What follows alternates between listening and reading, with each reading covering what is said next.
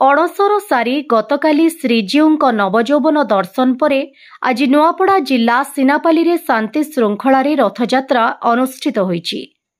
ରଥରେ ମହାପ୍ରଭୁଙ୍କ ଦର୍ଶନ ସହ ରଥ ଟାଣିବାକୁ ଆଖପାଖ ଅଞ୍ଚଳ ତଥା ପଡ଼ୋଶୀ ଛତିଶଗଡ଼ ଅଞ୍ଚଳରୁ ଆସିଥିବା ଶ୍ରଦ୍ଧାଳୁଙ୍କ ପ୍ରବଳ ଭିଡ଼ ଦେଖିବାକୁ ମିଳିଥିଲା।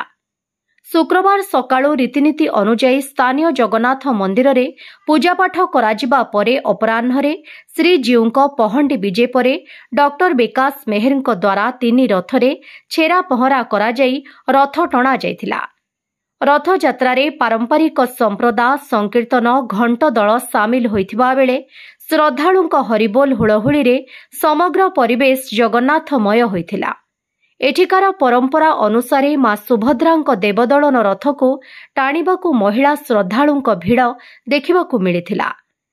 ସୂଚନାଯୋଗ୍ୟ ଯେ ପୁରୀ ଗଜପତିଙ୍କ ଦ୍ୱାରା ସିନାପାଲିରେ ଭବ୍ୟ ଜଗନ୍ନାଥ ମନ୍ଦିର ପ୍ରତିଷ୍ଠା ଦିନଠାରୁ ଏଠାରେ ଆକର୍ଷଣୀୟ 3ଟି ରଥ ଟଣାଯିବା ସହ ଶ୍ରୀକ୍ଷେତ୍ରର ରୀତିନୀତି ଅନୁଯାୟୀ ଶ୍ରୀଜୀଉଙ୍କ ସମସ୍ତ କାର୍ଯ୍ୟ ସମ୍ପନ୍ନ କରାଯାଇ ଆସୁଛି।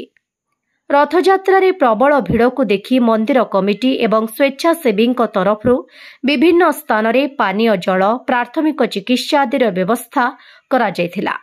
ଏଥିସହ ଏହି ବ୍ଲକ ଅନ୍ତର୍ଗତ ବ୍ରାହ୍ମଣପଡ଼ା, ପତିଏଲପଡ଼ା, ସାଗୁନଭାଡ଼ି, ହାତୀବନ୍ଧା, ସିଂଗଝର, କେନ୍ଦୁମୁଣ୍ଡା, ଚଳନା, ଗୋଲା, ଟିମନପୁର, ଜାମଗାଁ, ଗଣ୍ଡାବାହାଳି, ବରଗାଁ, ଗମ୍ଭାରୀଗୁଡ଼ା, ଅରସାପଡ଼ା ଆଦି ଗ୍ରାମରେ ମଧ୍ୟ ଶୃଙ୍ଖଳାର ସହ ରଥଯାତ୍ରା ସମ୍ପନ୍ନ ହୋଇଥିବା ଜଣାପଡ଼ିଛି। ନୂଆପଡ଼ା ଜିଲ୍ଲାରୁ ଜଗନ୍ନାଥ ସାଗରଙ୍କ ରିପୋର୍ଟ, ଓଡ଼ିଶା ହାଇଲାଇଟ୍ ସମାଚାର।